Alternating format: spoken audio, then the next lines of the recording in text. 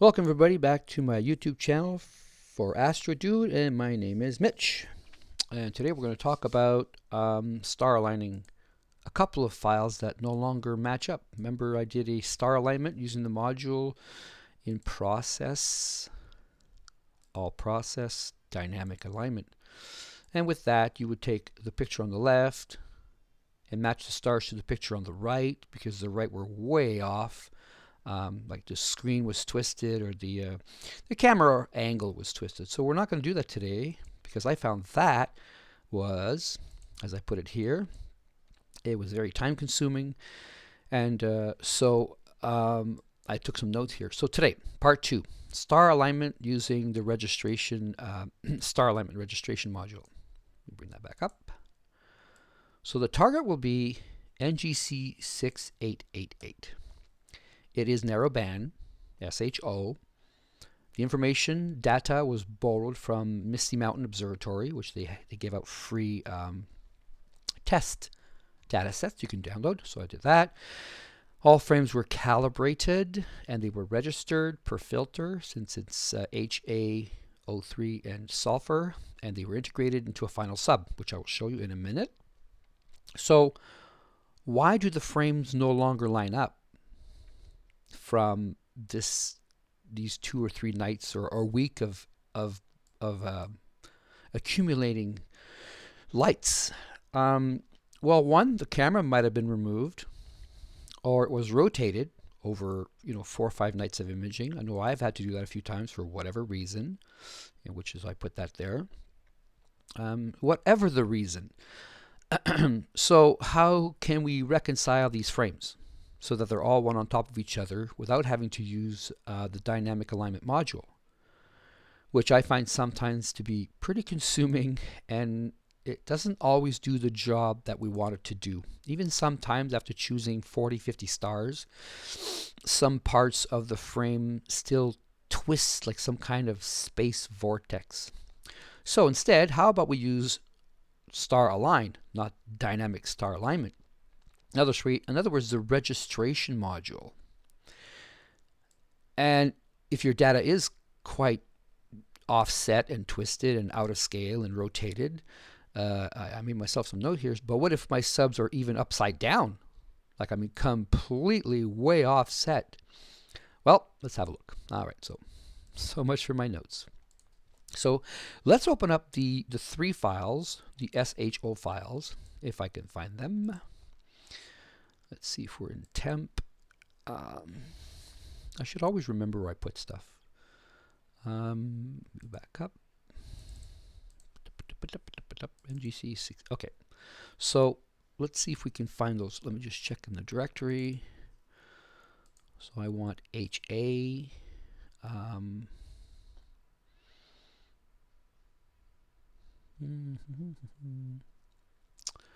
I thought I had saved them. Well, let's go no, it's not LRGB. It's not LRGB. They're individual files. Yeah, what's going on here? Oh, that's not it.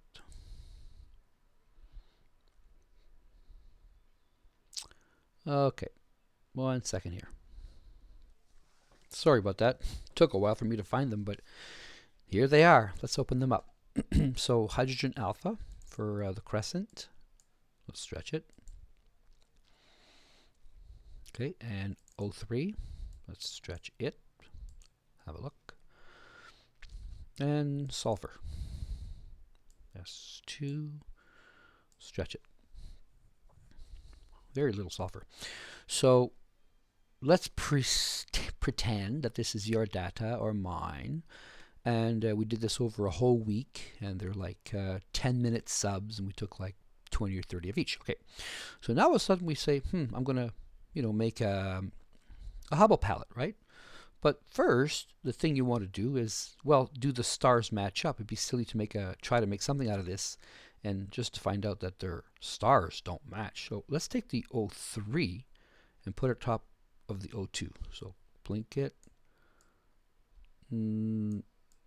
No, in fact, the O3 is down here and the sulfur's on top. So this frame is completely backwards.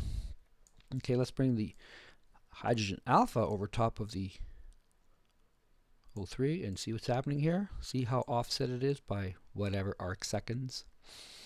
So that's, you can't stack those. Those are all out of whack, and one's even upside down.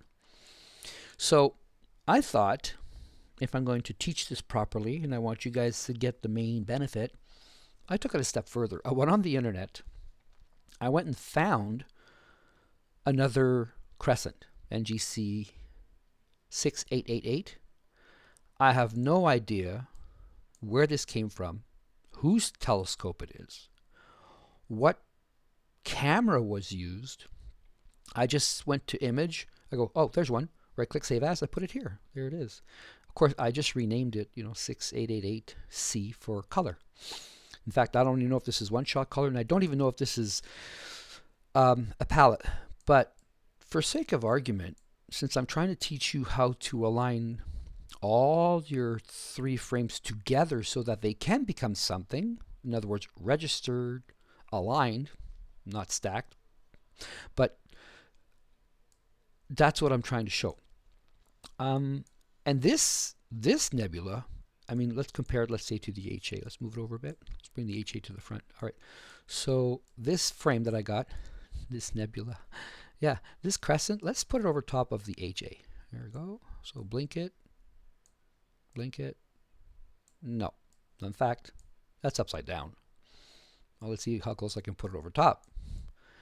Well, not quite the same size, and it's still upside down. So can PixInsight take all these oddball files, including some person we don't even know, and if you recognize it and you live in New Zealand, I apologize, but I just grabbed it. Not trying to make something out of it, just a lesson, and I'll delete it when I'm done. So what can we do? Let's put this aside for now. And in fact, let's take it one step further than that. Let's say that this is your camera, and this is your LRGB filter wheel, and those just happen to be, your SHO. And but this here is a different camera. Like this back here may have been your SBIG 8300 in narrowband, and then you pulled out your Attic one-shot color, or your ZWO ASI 1600 color, or whatever, and you just did a one-shot color. So now you have HA03 and sulfur 2, plus you have some color. So wouldn't it be nice if we could combine all of these and make a super image, with all the information from all these frames?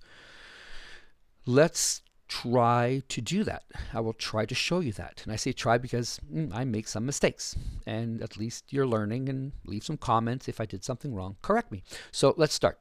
So what I would like to do is take all the SHOs and match them to the color, since the color is really, we don't know where it comes from. It's upside down. So I'm going to minimize it, and let's bring up star alignment. There it is. So follow me closely. The reference image, I hope, will be the color. So remember how we used to go view, file? Not today. We're going to go view, view, and select view. The view, I believe this has to be open, but I'll just see if I can still get it from there. So here it is. This is the color. NGC, there it is. If I hover, get a nice little preview. Nice. So I'm going to select it. So we have our reference, which we have no idea where it came from. It's not even part of our telescope, our camera, our gear. But let's see what happens. So now don't add files. Instead, add views. Views means what's being viewed in PixInsight. So look at the list. So, okay, well, we want the hydrogen, we want the oxygen, and we want the sulfur, because they're all crooked. They're all twisted. They're all turned on their axis. Some are upside down. So, okay. So here's what we told PixInsight. Can you please take this file here, this one here, and you take all of these and align it to that one, even if this is upside down, and even these ones are not even straight. Can it do that? Could it do that? Let's try it. Now, output, none. In fact, don't touch anything here, because it's going to reproduce the files and put them on the desktop, which is in fact what we want. Hit apply global. Let's see what happens. If I make a mistake, I'll pause, I'll correct it, I'll come back because I want to teach you guys the best, the simplest, the most effective, the best results. So it looks like it generated an HA already. There's an O3.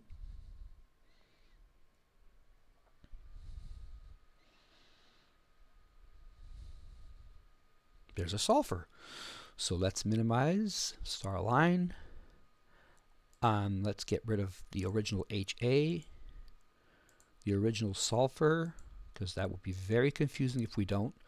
The original. And now we have these three new files. Okay, so let's start with sulfur. And of course, you make sure that all these little windows are equal. Let's stretch it. Okay. So remember the sulfur was upside down, but then so was this one.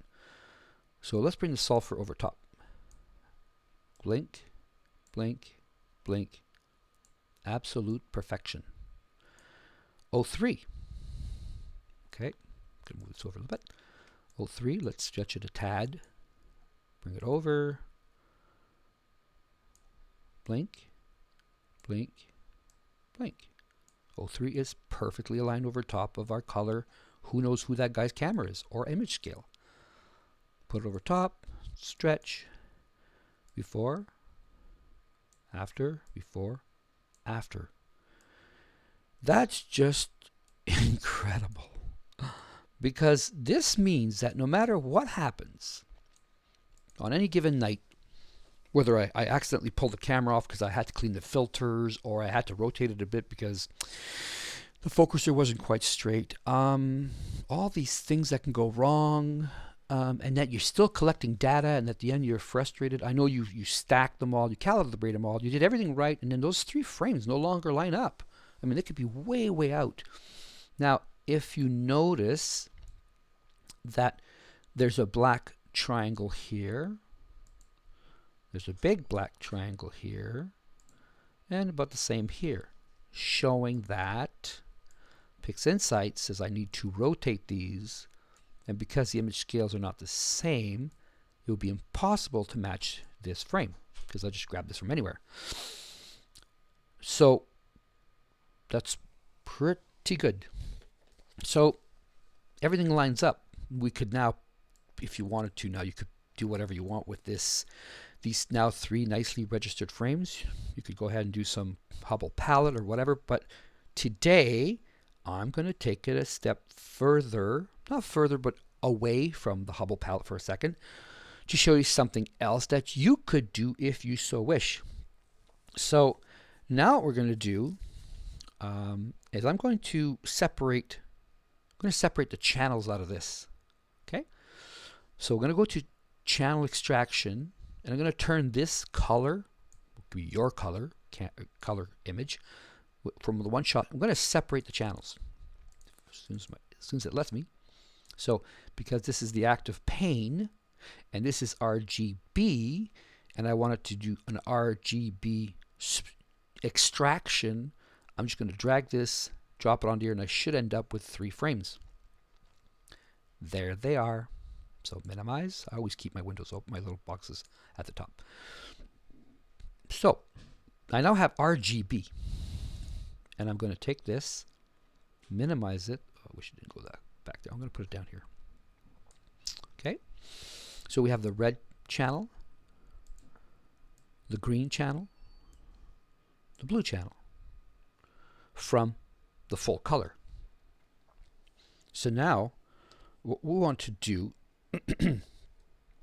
is we're going to create a not synthetic luminance, but a luminance channel from let's just minimize these because we don't want them in the way right now. So I'll put R, and I'll put G, and I'll put B, and then I'm going to open up HA and O3, and I'll move sulfur down here. Using pixel math, we're going to do a single expression. Okay, so create a new image and leave target as, color space as format as whatever it is, but I would like to put these two frames together. So I'm going to go to expression. Remember, use a single RGB expression. So expression, and always remember what, if it says O3 registered and OH8, that's what you want. Okay, so we're just going to stay in this tab, RGB. So first, it's HA registered, because I can see it back here. Double click, space plus space, O3 registered. Okay, I think you can parse it. You'll get an image. You'll get an expression result saying everything is fine, that there's no errors. So just OK it. Okay, so here's our expression: hydrogen plus oxygen. Remember, we're not making a Hubble palette. We're saying, Pixel Math, can you please add 1 plus 1 so it can make 2? In this case, 2. These 2 makes 1. So let's hit, I believe it's a square circle here to make 1 frame. Wow, that was like instant. Okay, let's minimize this and see what PixInsight gave us. Pixel Math and PixInsight. Let's stretch it. Okay, so this is a combination of both the O3 and the HA. So I'm going to minimize that one. Going to minimize that one.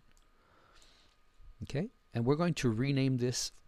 Just rename it before we go any further. It's an HO combo underscore L for luminance. Okay, so now it has a new name. Perfect. All right. Now let's unstretch this. This is what it actually is, but we want to stretch this. We're going to do it manually. If I'm doing all of this properly, we'll go to my luminance, which is this. Let's open a preview and let's pull it up and push this blue square, which is apply. I'm going to reset it. Pull it up some more. Apply. It's being applied to the back of the image. Reset. Pull up some more. Stop. I always stop at 1/4. If you can see the line, it's 1/4 of the, that's 100%, that's 50%, that's 25%. Then I start pulling back on the darks. Don't matter if I'm clipping, because this is not that type of file. So I'm going to apply it. It's just going to be using for to synthetically do what you're actually clipping here. These 22,000 pixels, they're down here. They'll be gone. Ignore that and ignore for this part the shadows being clipped.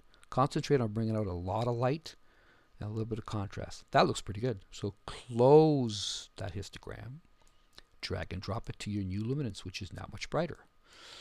If you want, you can reset and look at, we got a nice fat dynamically ranged image. Close. Let's open up curves just to give our combo luminance a little snappiness. So we're going to open this up. I'm going to take the midpoint, the dark, I'm going to just darken it a little bit and bring up the that nebula on the outer edges way up here. Okay, don't be too aggressive. So before, after, before, after. So we set the black point gently, still lots of background, and we've really increased the luminosity of the luminance of the hydrogen alpha in this. So let's close the preview, which I really like to do, and I usually like to drag and see it originally. There it is. Okay, can you reset if you want? This is the actual histogram of this representation.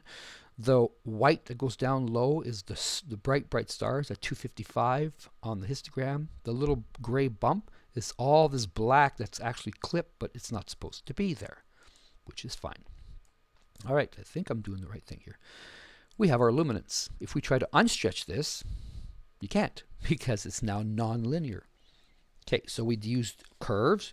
We brought up the luminance a bit.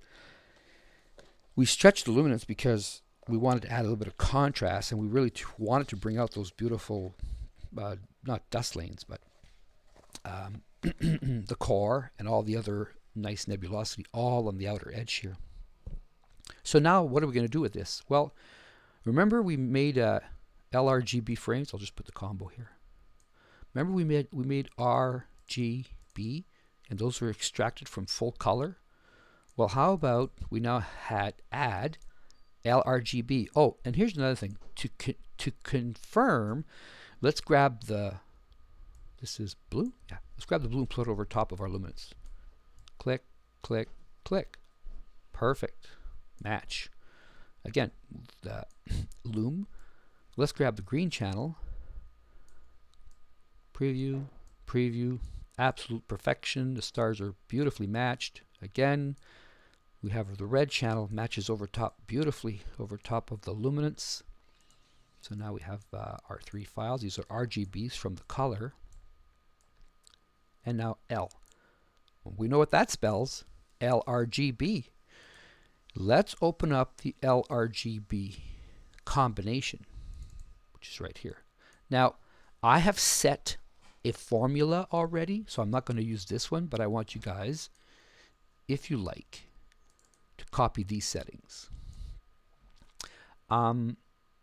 These settings would be lightness to 550 and saturation to almost 850, as you can see right here and right here. And don't forget to hit the chromiance, because this could get noisy and blotchy with all these three channels and the luminance on top of that. So I've experimented a lot.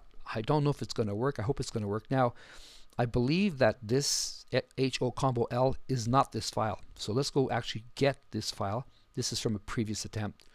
I always like to run it once. So HO combo, oh, it chose it automatically. Why? Because it's a luminance. It's auto. This one. Let's see. Yep, auto. They've all been auto detected by PixInsight. The reason for PixInsight created this RGB and knows that the R belongs to the R, the green to the green, blue to the blue, and the luminance we created. But because we put a large L at the end of the naming convention, right here, this big L means that PixInsight recognizes the L. Instead of having this long 40-letter name that means whatever it means, why not keep it simple? Okay, so we're going to hit the apply global. We always get this wrong. People hit the square and it doesn't work. Then you have to start. Oh, that apply global. It probably going to be, maybe it's going to be apply F5, but I think it's apply global. And let's see what 550 in lightness and 850 in color gives us. So here we go. Hope it's a nice colored image, because it's going to be LRGB. Wow. Okay. Minimize, minimize, minimize, minimize. And back to the top. Here's what we have from LRGB. Okay, let's push the little button on there a little bit. So the SHO, remember we didn't turn it into a palette. Instead, we aligned all our frames so they are now ready to go. It's in SHO mode if you would wish to, and I could do that. Next video will be how to do a Hubble palette in various color modes, because the Hubble palette is a very personal thing. If you go with the standard normal Eagle Nebula Hubble, you end up with a light green, light yellow image, which I kind of like. I prefer gold teal. But you can go in 4 different variations of SHO Hubble and hundreds of other colors. But so here's what we got. Keep in mind that the reason this is so chopped up is because this is a JPEG, but ours were full large files. Okay, so this is what we got from combining all of our image together using the alignment tool, to register images that are just opposites to each other, improperly rotated. One of them had a complete different scale, image scale, different telescope altogether, but it made these ones fit here and rotated them using the star alignment, which is just amazing.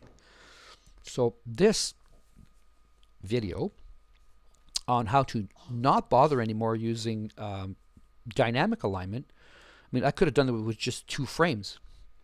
Maybe it would have been just 2 frames that are oddballs and they put them together as one. It could have been just one-shot color and just luminance. It could have been just one-shot color and HA. So it might have been HA one-shot color or HA RGB. It also could have been HAL RGB. You know what I mean? Or you could have took hydrogen alpha and put it together with your DSLR camera, which is not your CCD, because some people have their 5D Mark IIs, you have their Nikon 5300s or D80s. Others have the T3Is, but they also have their S-Big or the Altair Astro Hypercam, and they're mixing that in with their 5D Mark II or their XSI. You see my point here? Two different telescopes, both at night, both shooting targets. I mean, I don't know where this image came from. This is not something I went and got from Misty Mountain. I got it off the internet. It's the first thing that came up was, show me NGC 6888 Crescent. There it is. Of course, the colors here are off. Maybe it should have been pink, but if you look closely, I love the blue. And it's light in colored, but it is what it is. And I think I succeeded in showing you guys that you can grab information, data sets from two of your telescopes, two different cameras, and you can superimpose PixInsight if it does it properly. Once all these frames have already been calibrated, of course, and they've been registered to each other per filter per camera, then the final subs always never match because, well, you know, you have a 4-inch refractor and you have an 8-inch reflector, so obviously the scales are going to be different. But PixInsight doesn't seem to care. Just give it good data and it'll completely rotate all the frames and put them back together. This is the result. This is actual proof that that actually works. So now later on this fall, I'm going to prove it by using my 4-inch refractor, maybe on a target Rosetta, and then I'll use my 8-inch Brezer f3 Newtonian, which is 8-inch, which is 812 millimeter focal length. The refractor 640. And these two have totally different image scales. One will have mono camera, the other one will have color camera. And I might even shoot a third night on just HA, so it's going to end up being HA, one-shot color, and then just luminance. And all these 4 separate channels will come together as one, and hey, who knows what comes out of that. So every time you gather data, either just one-shot color, you can split the channels and recombine, work on each channel, then recombine them, or you can keep all the data from just your one-shot color. And if you're doing narrowband, keep that data, keep it all in one folder, and in that folder you have all your cameras. Make sure the naming convention is very, very clear. This is the Hypercam stuff, and this is the DSLR stuff, but the target is still Rosette, right? NGC 2244. So if you have a Rosette folder, put everything in there, all the darks to the right cameras and all the flats to the right cameras. It's a big job, but once properly done, it has amazing results. So let me just pause here for 1 second. I need to think if we're going to take this further or if we're going to end this as a pretty good lesson. So I'll be right back. At this point we can crop, I guess, eh? Let's crop. That was going to remove the black section down here. So some people do this and then they do this, right? To try to line up down here. Like if I take this, I could line up with black. But we're wasting a lot of edges. So it's better to come back to our angle, go up high, and lose a bit down here in the black. Doesn't matter. If we just barely touch it and go up a bit. Go, apply. After I've done this, after I've just cropped this, you can no longer use these. And here's why. See that? Nothing matches anymore. Because wrong one, this has been cropped. Right? And it's not true, per se, that these can no longer be used. That would be another video where this now is the primary target, and all these would have been cropped automatically down to the pixel to match this, but that's not this video. So I'm happy with the crop. Yeah, I can close that. Happy with the crop. And here, what some people do, I should have actually not cropped this. I'll show you why. If we bring our luminance back, see this here? I'm just going to bring this, I'm just going to undo the crop for a moment so that they match again. This here and this here. And let's take the color and put it over top of the luminance. Yes, it works. Now let's take the luminance and put it on top. That's fine. Now what I would like you to do, for umpteen reasons, is just take your luminance and now make a mask using the luminance. And you see here? Yeah, exactly. Control K will hide it, but we know it's still there. I'm going to select the whole crescent, come here. We know the mask is still applied, right? A couple of things we can do here. If the data was really, really good, but we can't because this is a JPEG, but the rules are still there, is we could go to local histogram, bring this right back down to 0, always amount, open it, there it is, bring it back to 200,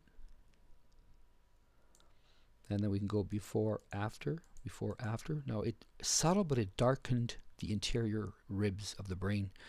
Let's go to 4 or 5, before, after, before, after. It brought out more of the blue, brought out more of the white. Now, kernel radius could be smaller sections of the nebula. So let's go before, after. I like the after, before, a little bland, a little nice and snappy. The opposite of 20 would be close to 100. So larger sections, before, after, whatever you like. I liked it a little bit more crunchy at maybe 25 or 22. So I like that. I'm going to close it. I'm going to go back to the primary image. Because it's masked, I can just drag and drop local histogram onto the nebula. And there you go. That actually made quite a difference to me here visually. So we'll close that. And now we'll go back to our preview. And because it's highlighted, you could probably, if you wanted to, little bit of curve in variations. We're not going to mask this because we're not going to color mask this because that's going to be another video I'll do later. But in this instant, that thing, we could touch a bit of the blue, we could touch the red, and of course the saturation. Well, if we do the saturation, first I'll remove it. So look, we're back to being mono. But if I increase it, the blue really starts to step up, and so does reddish orange. Go to the blue channel, and here you can completely remove the blue, where the entire image goes orange, or you can saturate the blue so much that now the background's blue, and the background's not supposed to be blue. It's supposed to be neutral. So, but I'm just showing how that by manipulating each color, it affects the nebula. And this, I have a very good video coming later on color management on a specific target. So see, you don't want that. And that kind of starts to look okay, but it really ruins the background. Okay, so before, after, my nebula just went a light blue. So back to that, or you can hit the reset, or for that matter, just do the RGB or the luminance and brighten the nebula since we're there. Before, after, before, after. So back to the main screen. Move up, drag and drop. It'll add up. There we go. It just added a bit of brightness. And we can remove the. There we go. So that is that again. Here it's really JPEG-ish. I'm sure that file can't be any more than 10 meg when it should be 600. But look what we've done with somebody's color shot and our HA03S2, because this was not. There will be another video later on how to assemble all your narrowband filters and create a simple Hubble palette. In fact, I'm just going to double click this. It's going to be called SHO_6888. And maybe we can put a combo in there just to let us know that we did a _LRGB. So now we have a long name. Okay, now we can crop it. Since we're kind of done, because that was the point of my video, was just to show you this. Crop, move it over, just grab the bottom only, touch the star clip. Yeah, I know it could be, yeah, because I had a mask on, sorry, it took the mask off on purpose, which is good, we don't want it. Again, here's our image. I'm going to maximize it a bit bigger. Okay, I guess I can't. It shows just 1200. That's too big. Okay, so there it is. There, that's what it is. Let's put this off to the side for a moment, since this video is just over, still on about 35 minutes, 40 minutes. Let's bring back not RGB, but these guys. Let's bring back sulfur, HA, and O3. Yeah, sorry, that's L. Where's my O3? Ah, it's right here. Confusing. Okay, let's put this down here.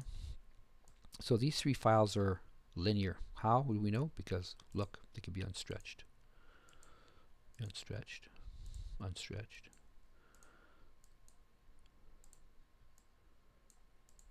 So on another video, I will show you how all these three files can come together. I'm not going to do it right now. I want to do a little bit more research, and I actually have 4 or 5 different options on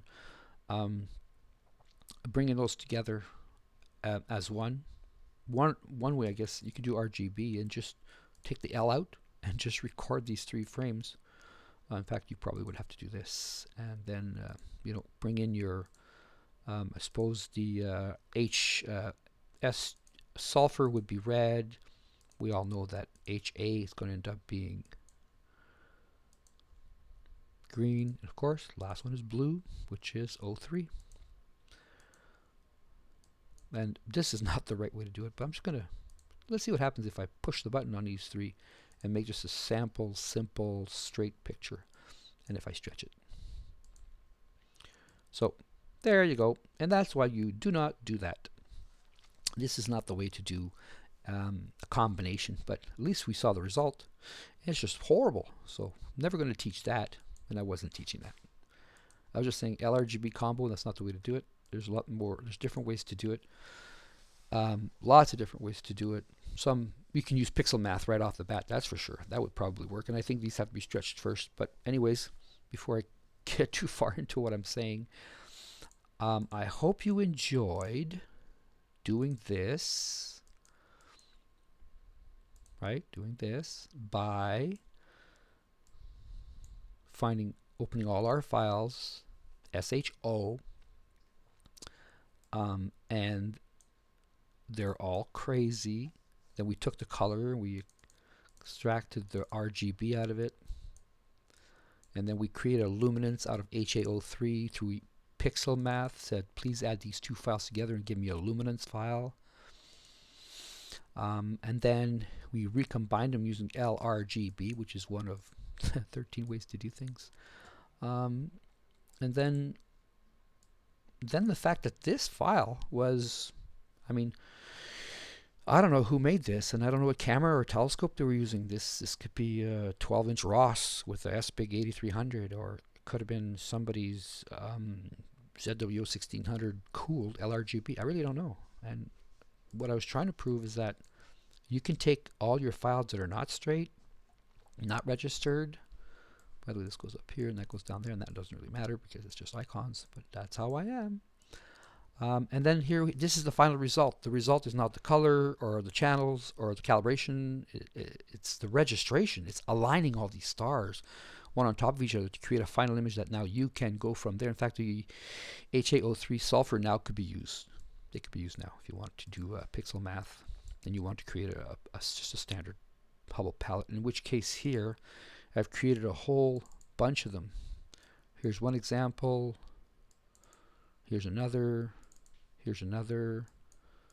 Here's another one from the PixInsight forum. 76% sulfur plus is 0.5 hydrogen alpha. And then we have O3 by itself. And then again, 85O3, 15 HA from Juan from PixInsight. Here's another one. Here it says O3 or not. You can leave it completely out. There's synthetic green.